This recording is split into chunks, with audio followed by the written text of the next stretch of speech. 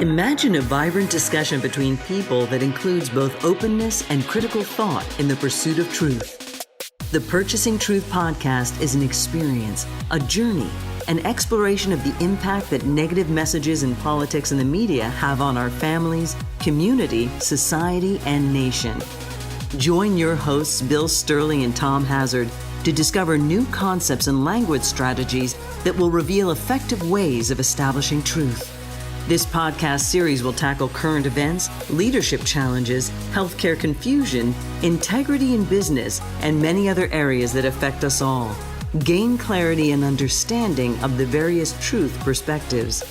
Welcome to Purchasing Truth.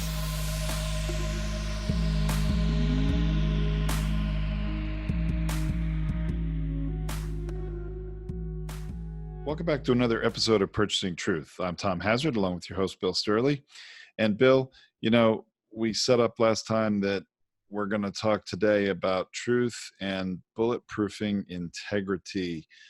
Really, we sort of set up that, we need to try to restore integrity, after what we talked about last time about, bulletproofing yourself from certain kinds of language and how to diffuse things. Now we got to somehow get back to some restoration. So we do. I would love to hear what you have to say on that. Yeah, there's some really good pieces of information that if you're lucky enough to get a hold of this particular podcast, it's how do you get language to assist you to get messages to stick to so they land in such a way that becomes memorable as well as inspire emotion inside the person, inside the listener. Now, if we're creating a vision behind a specific word or narrative, that word or narrative can go a long way. So let's take, for example, the word loyalty. It's really an important word that many institutions run off of, specifically the military. So if a person or a candidate claims one word as his own, loyalty, the people that are already hooked into that anchor word or that value are going to say to themselves, this person has loyal people around him. In fact, they're the best loyal people around him. In fact, nobody is somebody that creates and has millions or billions of dollars that doesn't have loyal, talented people around him. I'm a loyal person, and I joined the military because of loyalty. Notice the words are associative, and you and I have spoken in the past about biases and language fallacies or belief fallacies. And this is kind of like in that group. If a candidate were to create a moment of separation and they wanted to know how to do that, probably be a pretty good idea of learning how to build a vision around a certain value or word and then just start working it.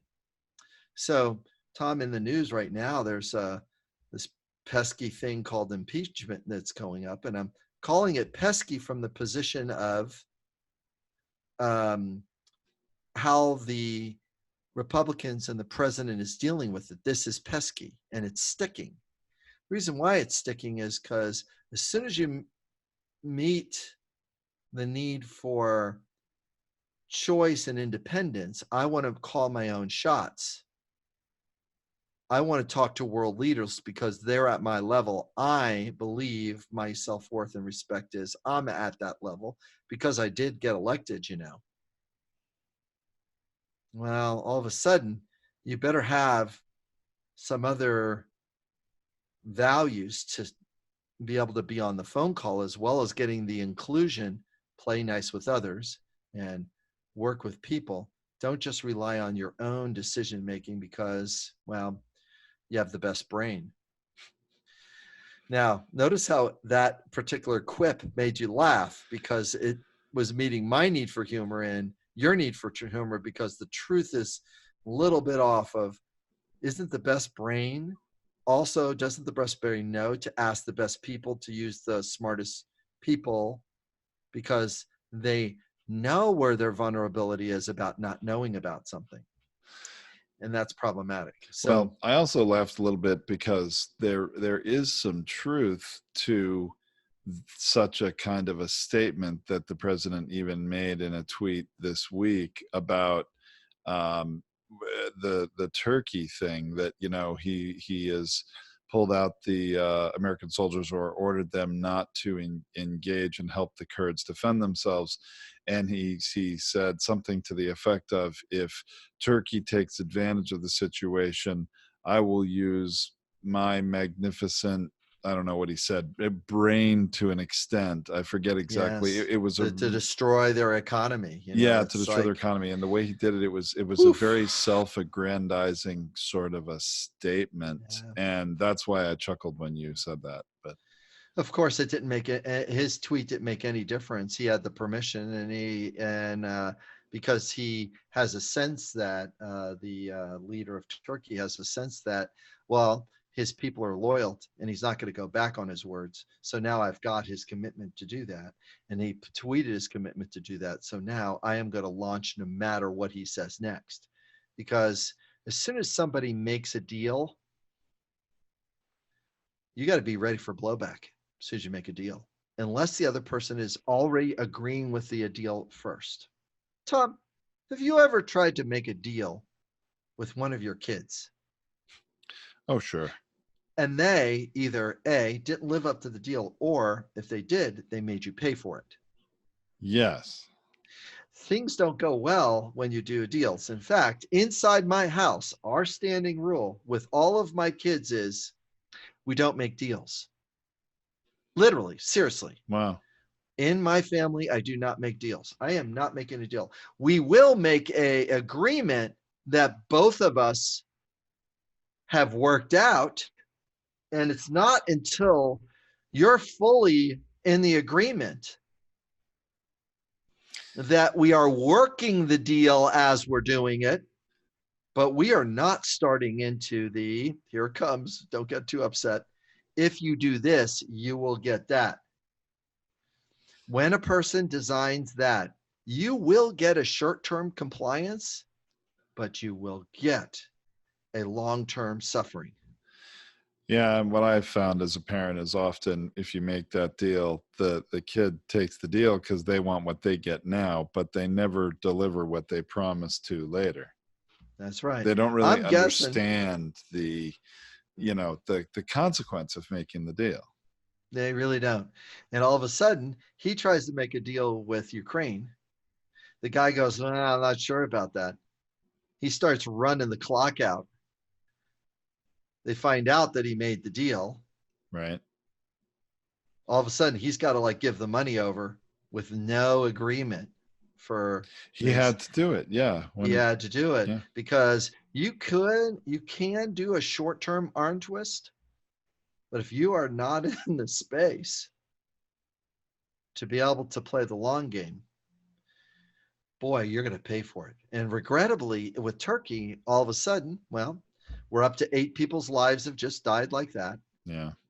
We've got an entire community, city moving for their lives. Oh, they've been into abandoned by us. yeah, and up they got to uproot all those families, all those kids, all those things. They got to get out of there.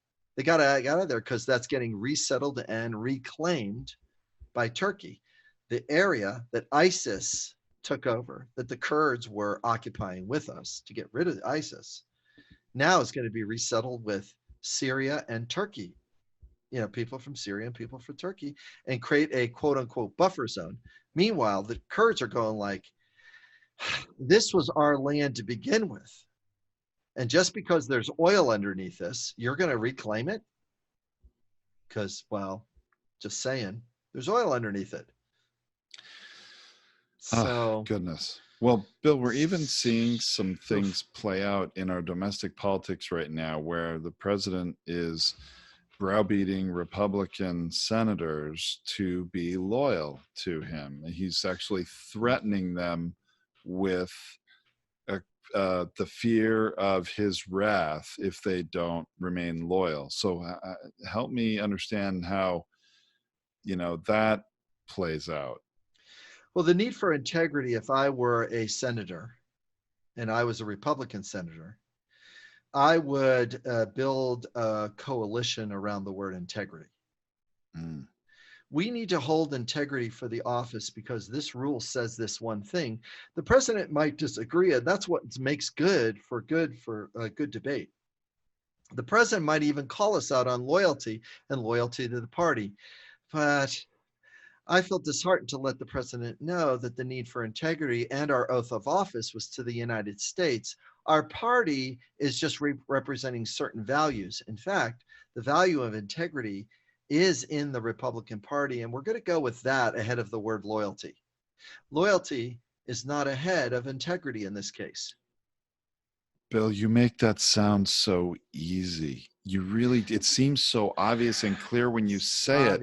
And it's Obvious like, and clear. my goodness, if these Republican senators I'll be glad they've never wanted to follow Trump anyway. Nope. They've never Nope. liked him. They No, just no, have gotten no. in line because they No. feel that their position. He's a marketer and a seller with low integrity. All they got to do is pick the highest value that he's running over with the truck. They can't pick truth because what happens is he populates, and he has a entire media arm that populates alternative facts / partial truths / partial narratives. If they're going to reclaim their party, the Republicans, right, they got to pick a value that's going to work, which would be integrity for your oath. You can get a shot at it, but you got to then put that in alignment with, and then as I'm holding my fingers up, you need to reduce loyalty for party and increase integrity for the oath of office. That's what certain Democrats are doing right now that are in swing states, that their thing is up. They're doing that. They're doing a great job of it. They're saying, listen, this thing has went across and opposite my oath of office. And I'll be glad to discuss this one through with any Republican in my district that thinks that they're going to vote for another one of these characters, because this president has done something that is so in our face against the need for integrity with our oath of office. I'd rather lose my job and hold my integrity rather than go for loyalty of party and stand behind something I don't agree with. And that's what makes a good democracy. And that's what we do in a democracy. That's what I do to be a part of a democracy. Now, if I were in China or Russia, I guess I could just be a loyal person and just vote with whatever the leader says. I guess I could do that. But we did not take that oath of office. Those other countries are experimenting with those types of leaderships. Some of those types of leaderships work. Many of them have fallen in the past. The longevity that we've had with America over the last 200 plus years, has shown us that democracy works a little bit better. So I'm sticking with this rather than going to a crash and burn that the Soviets went through. I kind of would like to do that. Wow. Okay. Republican senators and Congress people, call me. Please take note. Take note now. I mean, seriously, you just laid out a very realistic strategy they could all latch onto. And I agree with integrity. I also agree that you could, talk about, also the value, some value within the Republican Party, that integrity is also a value of the party. It is. And that's Respect. the same thing. Yeah. And they can reboot themselves, they can rebuild, but guess what? Not if they stay in the line here, because what's happening is the 100 drummers, just like the drummer story we taught in the past, or we went through in the past, the 100 drummers are coming. They're coming. And if you think that you can take out the 100 drummers in a similar way that you took out what was that movement that everybody was doing the sit-ins recently in the United States during the bank bailouts? All the gosh, I don't recall. in America during things, there was all of these different sit-ins at different courthouses. And It was Occupy Wall Street. Thank you, Occupy Wall Street. The reason why they were able to take out Occupy Wall Street is, number one, infiltrate, as if that didn't take place. Number two, build laws around that taking place, that type of assembly taking place in this. They literally took the 100 drummers out. But if it becomes focused on a certain set of needs, and there's a certain sustainability, like what happened at Vietnam or for civil rights, it's like then what's taking place is a very dangerous things for the Republicans. Here it comes. Enough is enough. It's really going to be, that's where they're sitting on. It's going to be like Me Too, but for integrity. Right. You know, it could become a movement that catches fire like that. That's right. That's right. The need for integrity that's built around and bulletproofing integrity means that you got to not only just use the word, but set a vision that's unshakable. What's the vision setting unshakable? And gosh, if Elizabeth Warren or the folks from Bernie Sanders or Kamala Harris or Amy Klobuchar, if they want to grab some ground, or Pete Buttigieg. Buttigieg is going to be the closest one to claim this because he's already demonstrated integrity. It sounds like this. You know what? We didn't get the job done. You know what? Our police department has not done well here, and I'm going to take responsibility. He just took the high road. So he says, yeah, I did admit to that. Thank you very much for sharing this. And that's what makes a good sign of a leader. And that's why I'm able to do this. You know what? Actually, I did this in Iraq when I did my tour there. Gosh, I did this when I was in Iran or when I was in Afghanistan when I was there. You see what he's already starting to claim the high ground. And, Pete could get there quickest. I think he can, because it's already in his nature. It's already in his nature to use that thoughtful language, or he has more of a skilled command over language. And he does. I think with still a bit more coaching, he could be, completely bulletproof to anything that Trump would do, and even take over the other Democratic candidates potentially. Mm-hmm. Potentially. Yeah. And what's best for America, and what happens is that, what's best for America moving forward is to recultivate the relationships of our allies. See, now all of a sudden, especially with this, this thing that Trump is doing, number one, not being transparent. I'm going to be the most transparent person ever. Well, yeah, right. Not really. Not really. Anymore. Yeah, the whole Ukraine episode really, put an arrow through that concept. Yes. Once he can go back and say to his base, I did what I said I was going to do. I said I was going to start pulling troops back. Not unilaterally, and not in collaboration and cooperation with leadership. Right. Those things are where he is now exposed. All the leading candidates can say, you know what? The president is doing what he said, but he's doing it at the expense of the lives of our allies. See, they are all in the position now to say, you know what? He is doing what he said regarding the wall and funding for the wall. Claim his space. Come on, folks. Claim it. He's doing what he said. But you know what? It's at the expense of military. It's at the expense of safety. It's an overcompensation for. He's overdoing what's needed there, yet he's willing to sacrifice these other lives. I think we want to go with allies and friendships and wars we don't want to fight, don't you think? All of the candidates, Biden, Bernie, Elizabeth Warren. Oh, yeah. Any one of them can pick up my narrative right now and just pound the truth. Not just a portion of the truth, but it is the truth. The truth is this.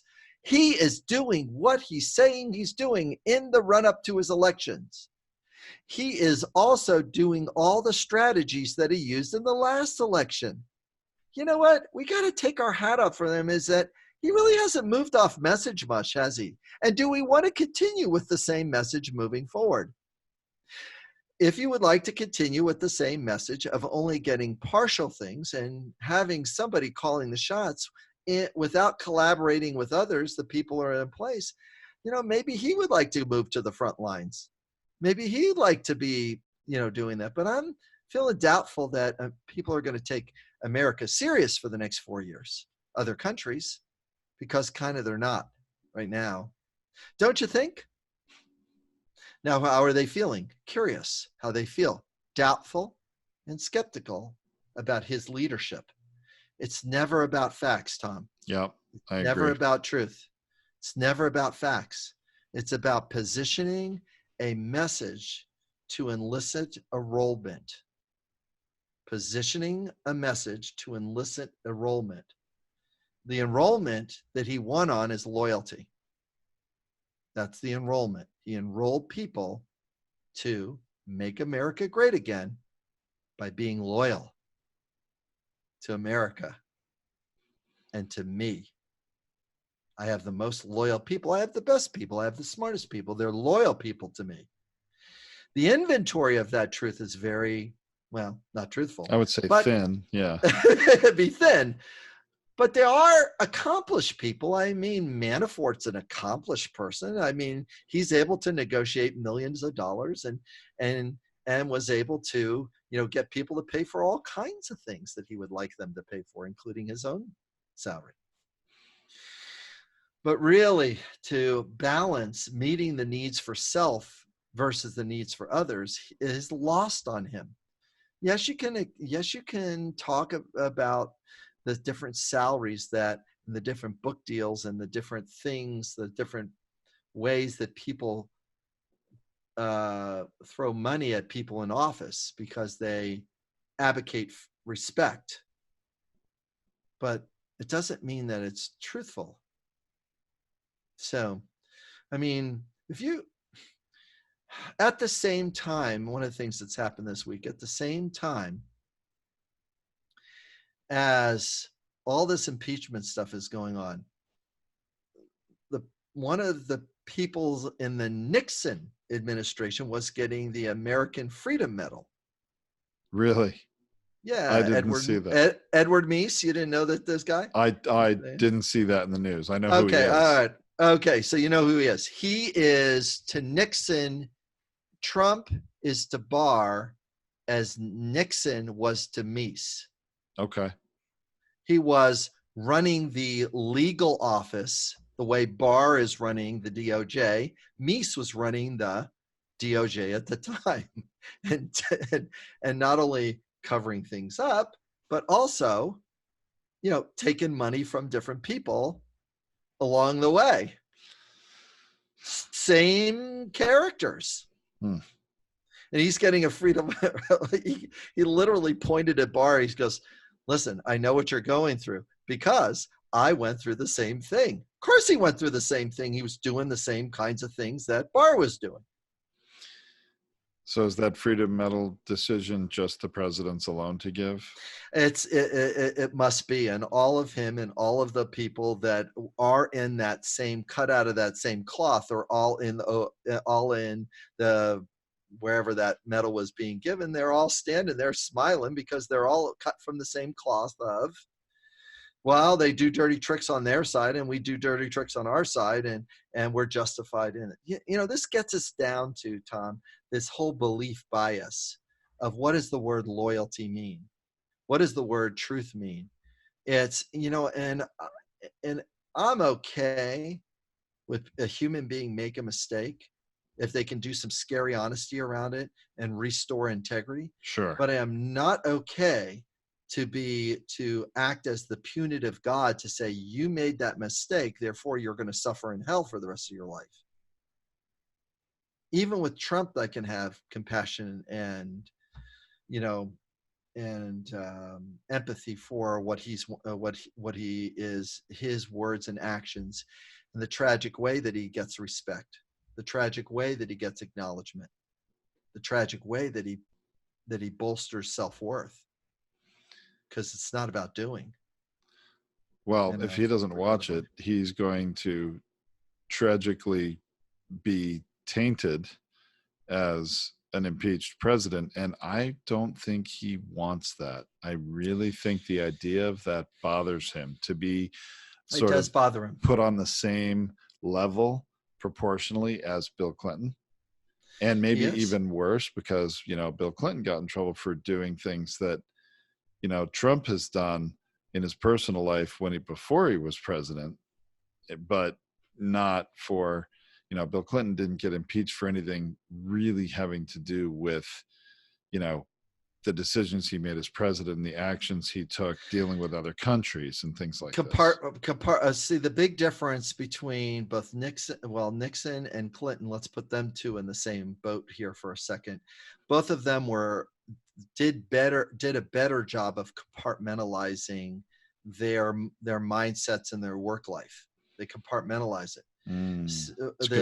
Trump does not compartmentalize anything. He just lets off on Twitter and he's jumping from here to here. It's sort of like you get a teenager or a 20-year-old, and you send them to college and they have no ability to consider their needs in reference to others. They just become kind of like the kid that that the dean is going like, oh my gosh, I have this rich kid here, and if I get rid of him, I lose the donor money. If I keep him and try to keep some kind of contain around him just to hold him here for 4 years, it's financially viable for the school then that we can save, get a new library built or get a new whatever built, new business building. It's so unsettling. The endowment piece to it, that and the distractions, when we use integrity, the word integrity, and we bulletproof integrity, distractions can be called off, not using the word distraction, but also saying, here's what integrity would look like with the allies, and this integrity also translates to what is happening with the impeachment process. Now I just took those two things. I didn't use the word distraction, but I used the word integrity as the great through line or thread to say these things are a match to each other. This is kind of a good reason why, when we look at this action, everyone's horrified about him turning on the Kurds, right? But not his base isn't. His base is going. He's doing what he said he would do. Sure. So we as a nation, not as a Republican or a Democrat, we as a nation have to reclaim and reset the word integrity, that our handshake is good. Well, isn't that interesting how I think you just touched on a good lesson for even Adam Schiff and Nancy Pelosi, who are in charge of this impeachment inquiry and are taking flack from the Republicans Right. about how the process isn't being done properly. It doesn't have, it doesn't have both sides able to subpoena and all these things. And they're trying to get them to vote on an impeachment inquiry, which would give the Republicans subpoena power sort of in a rebuttal way. Right. But what you just laid out a path for is that, you know, it would put the current impeachment process on a level of integrity, or it would proportionalize its integrity larger, right? I mean, that was Yeah. very interesting what you just said. I don't know if you realized it at the time, but Yes, that's that's a right. I did. Yeah, that's good right. lesson for them It's a good lesson for take, them. to help Yeah. more people in the US understand or believe that what they're Yeah. doing does have integrity and is necessary. So it's a higher value. It's one of the reasons why church and state are separate. Religion and government are separate. It's a huge difference. Why? Because if you conflate those two things, the image of the punitive God shows up.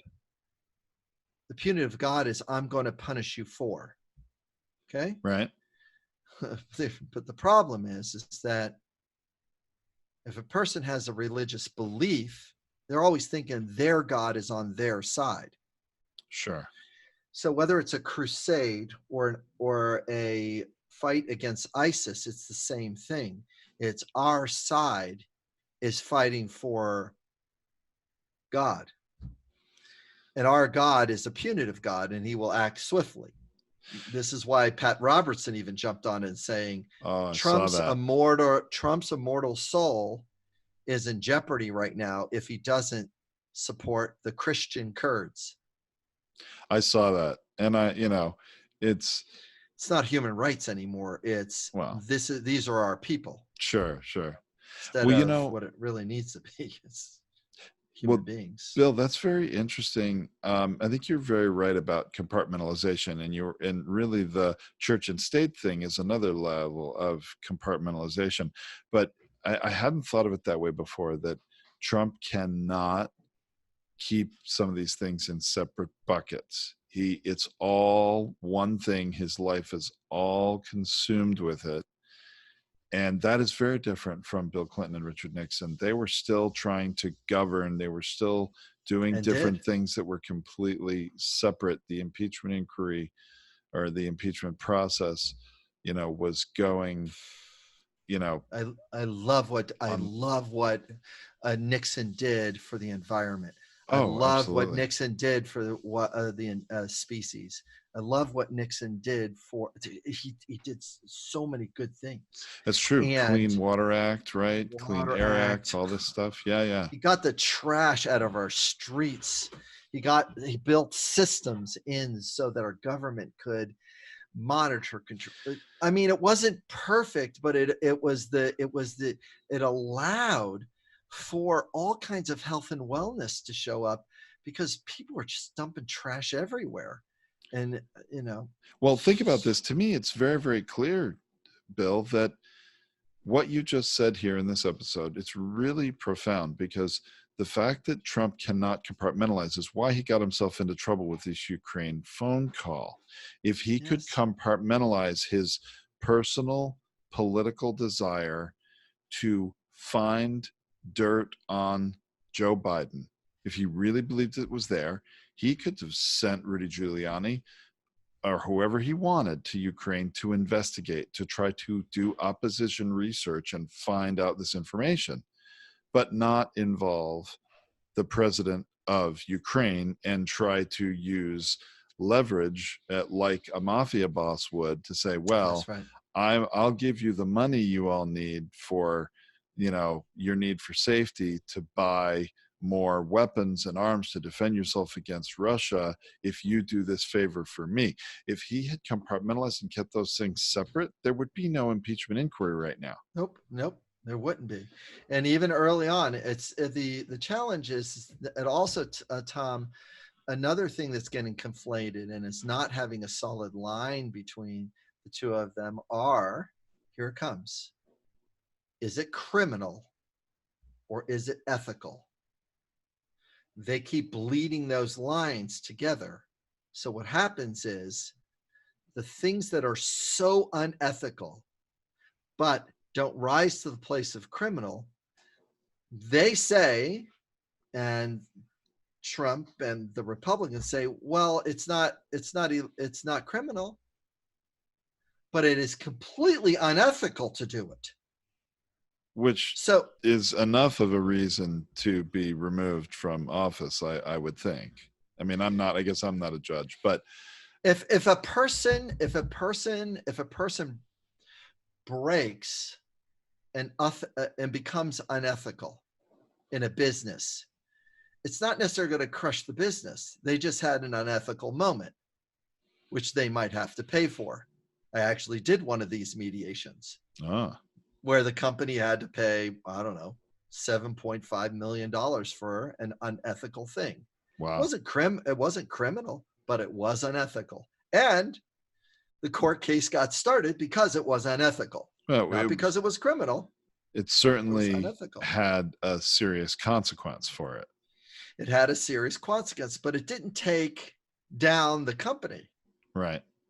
They actually went public within 2 years of that mediation. Wow. Okay. So just because but one of the things that's happening in our governmental narrative is those things are being hooked together, where the Office of Ethics is going crazy, and it hasn't risen to the level of ethics is over here and integrity is over here and respect is over here and stealing something is over here. Well, we didn't really steal something, and no harm, no foul. It's like the damage is really done here. Yeah. Regarding respect and ethics and integrity. Those are, so. I remember all sorts of ethics violations of certain members of Congress, or then, the House or the Senate, and people being removed from office, or being forced to resign because of it.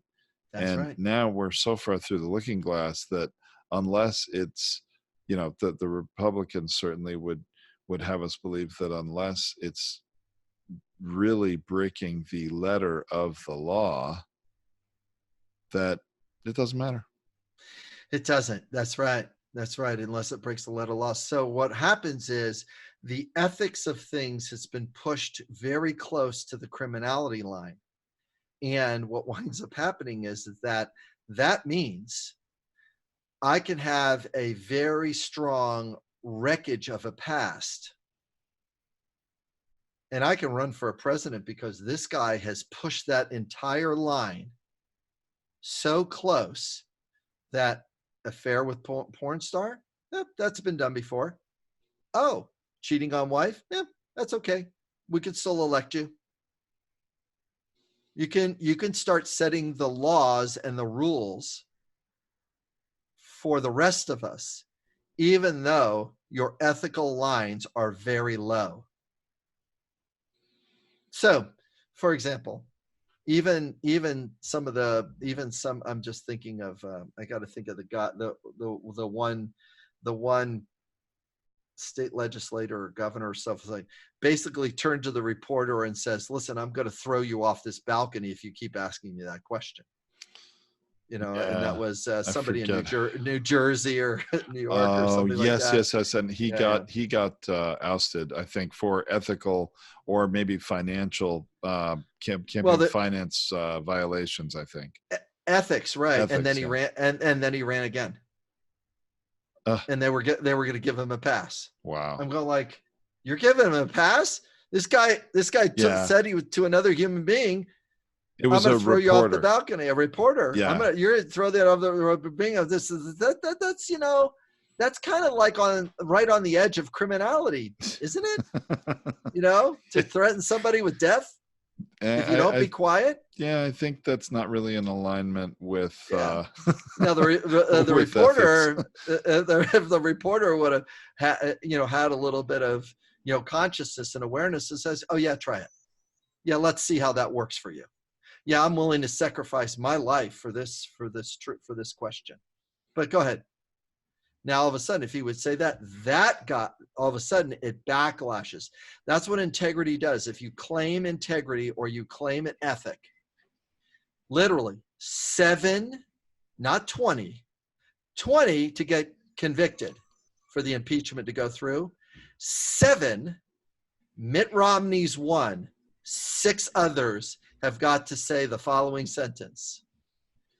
Our need for integrity and oath of the office prevent us from being silent regarding this breach of respect and integrity for the office.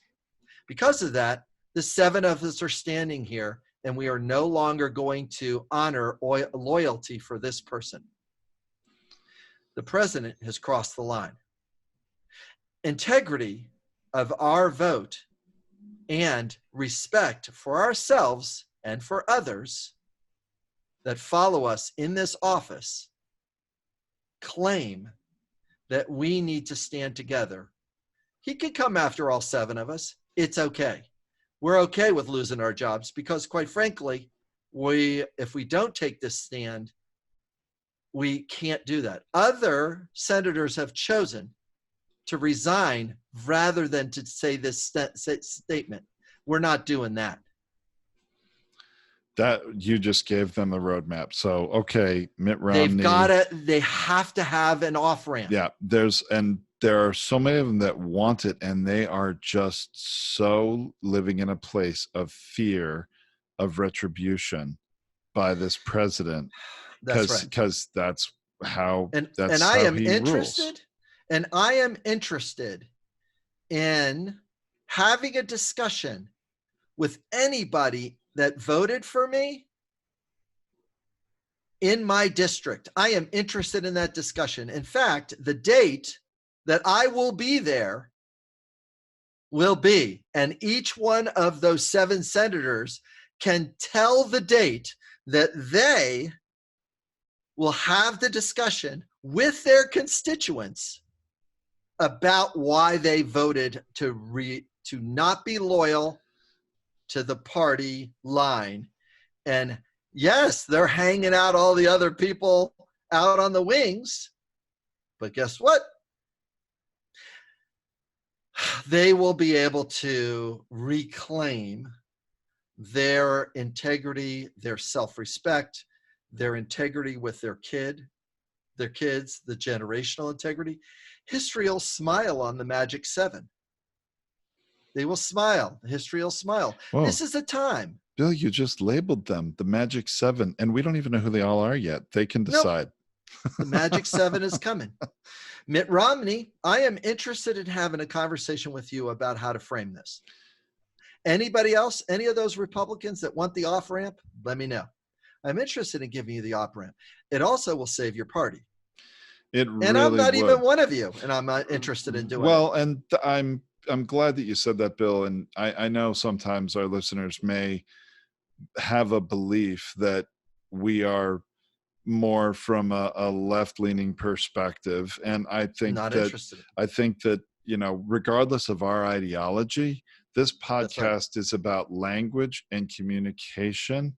That's right. And about trying to prevent or teach, I guess, how to prevent truth from being purchased. That's and right. That is independent of ideology, of Democrats, Republicans. And I agree. I would love to see you, help these Republicans, because clearly they're in desperate need of help. Yeah, and what did we see this weekend? I thought it was also a very nice thing that we saw. I don't know if you saw this, but I think it was the Sunday evening Super Bowl game.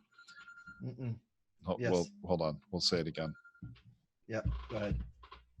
All right, guys, edit out that phone ringing, and okay, we'll cut Thank it you. here. Okay. So I don't know if you saw it. I think it was a Sunday evening football game this past weekend, the Dallas Cowboys, and Ellen DeGeneres is there with George W. Bush side by side. Yes. And having a great time together. And initially, Ellen took a lot of flack, how can you be with this guy because he stood for this and that and he did this and that. And, I think she did a very good job of really teaching a bit of a lesson, or at least making her belief clear that she can be friends with people she disagrees with. And I think we've forgotten that too much in America now as a whole. With we're so, we all, I think, realize, and certainly we say it a lot, that our And everybody's country is not, more divided than ever politically, ideologically. And I think there is some truth to that, but it's because of tragic use of language and truth being purchased, and it doesn't have to be that way. everyone's not going to agree with Ellen's being there, as well as Ellen's statement. And I watched that video of her saying, listen, this is why I don't have to, I'm going to be there in that environment. Now, for some people, and I read some of those comments, they've gone like, I can't, knowing the things that he did, I can't sit there the way you're sitting there, Ellen. I can't. And it's affecting my relationship with you. I'm going like, yeah, I could see how it's, because your integrity is saying, here's what he did to, and at the expense of thousands of Americans' lives in Iraq, and hundreds of thousands, and some people say a million lives of Iraqi lives.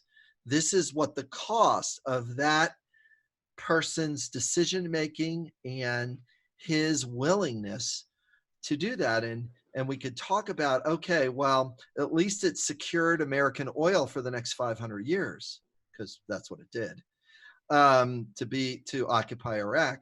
But and it cost that number of lives. But from a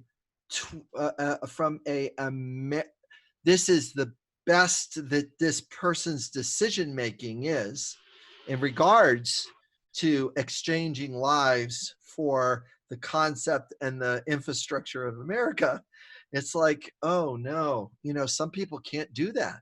They can't live that way. They go like, I can't do that. And they are opposite of what Ellen Wood is trying to go for, which is, at least I'm in the room with the person, And I'm talking with the talking to person. them with the Yes. person, because there might be something I say or do, or somebody that likes President Bush and realizes that they like me as a gay person. They'll go like, hey, if he can like a gay person, I can like a gay person, because I liked President Bush. So then I can like a gay person because he liked. In fact, I kind of like Ellen. She's kind of funny and blah, blah, blah. I don't agree with her politics, but I can do that.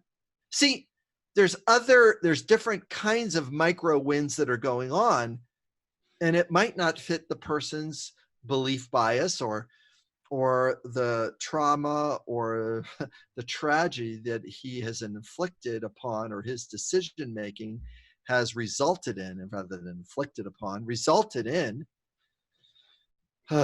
by the decisions that he made when he was in the office. Well, Very difficult. very difficult, very difficult. But I think that Ellen's an example, as I think also in some ways John McCain was an example, and there are probably many others we can, pick and choose, that would try to find common ground with people that disagreed with. And there's not enough of that. And I think we said recently, you ever look at C-SPAN and somebody's speaking on the floor of the Senate or the House, and when a Democrat is there, there's no Republicans in the room. And when a Republican is speaking, there's no Democrats in the room. And that is not productive. At least Ellen and George W. Bush are being in the same room and talking with each other and finding some things they can agree on. That's right. And that's the hope. That's some of the restoration that we need in America, isn't it, Bill?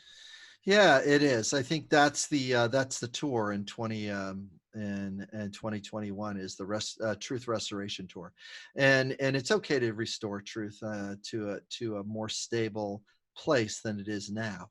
It's not stable right now, and it's costing lives. that doesn't need to. It's costing relationships that it doesn't need to. It's affecting families. I have a family mediation coming up like that.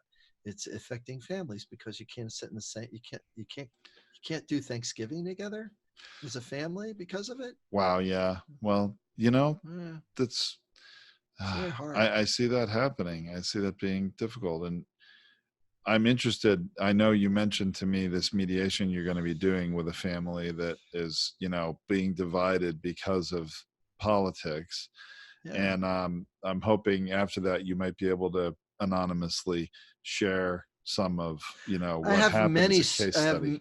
many families and many stories that I have that are very similar to this. Belief biases that are getting in the way, fixed validation patterns, fallacies that they have about one side or the other.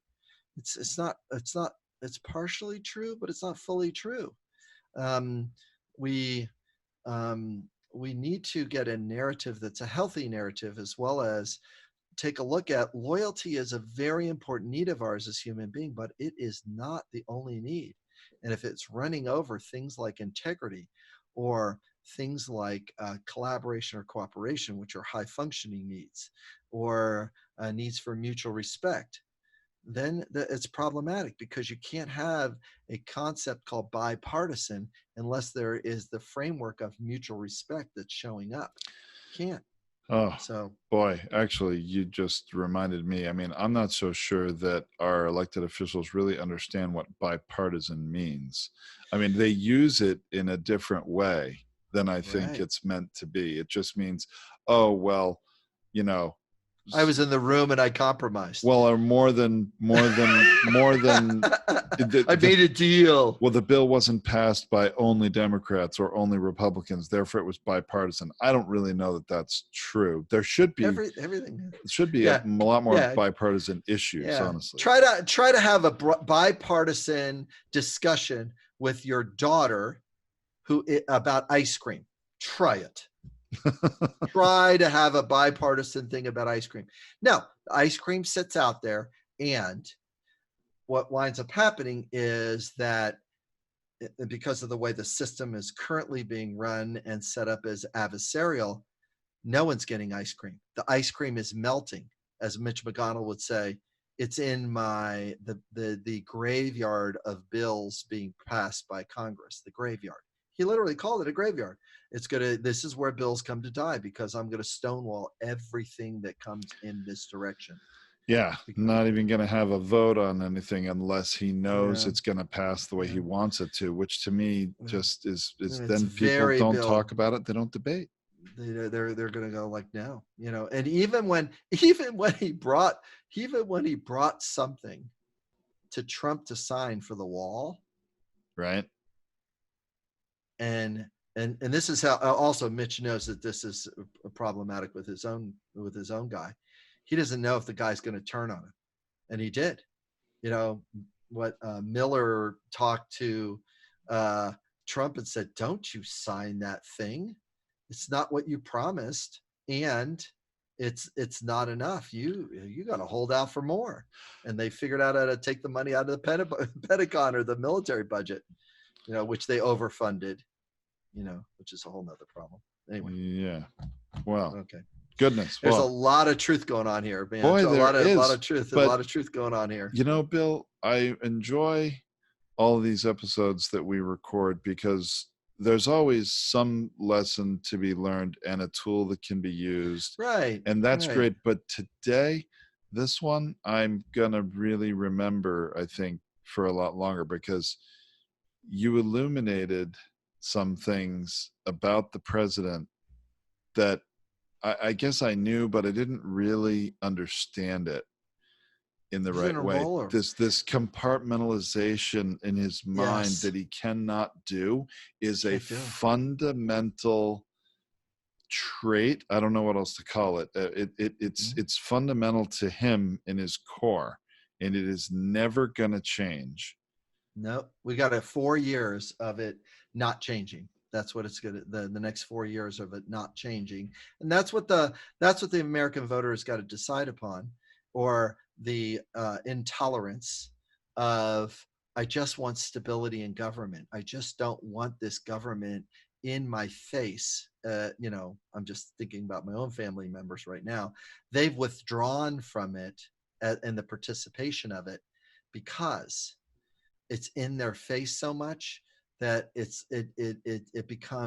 creates the feeling of helpless and anger inside them both. And people don't want to do helpless and anger, which is, you get somebody that's angry and it changes into, see, anger is like a flamethrower. Passion is like a laser. These communication patterns that we're picking is laser communication, not the flamethrower. Trump is a flamethrower with what he does. Flamethrower. And he burns up all kinds of needs of ours that are essential to run a democracy.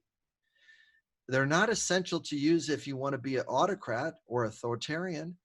You can run the flamethrower. Look at all of them. Putin is a flamethrower, and all he does is saying, yep, if you don't do it, here's the flamethrower. And meanwhile, the people are going like, this is killing us if you're doing it this way. And it is, literally. Yeah. All right. Wow. Tom, more to come. And next time, I think the thing that we can pick up off of this word integrity, because we're going to have a bunch of impeachment stuff coming forward now in the field of time, is how we can have a value-based narrative in order to repurchase or restore truth. So it's about restoring truth through a value-based narrative.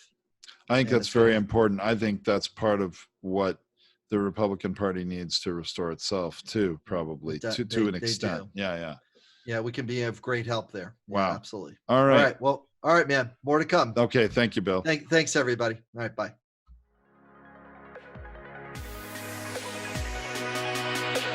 Thank you for listening to this Purchasing Truth podcast. We trust that you have enjoyed this engaging and thought-provoking conversation. Our hope is that you've received value, found clarity, and broadened your truth perspective in this episode. If you did, leave us a review or visit our website, purchasingtruth.com.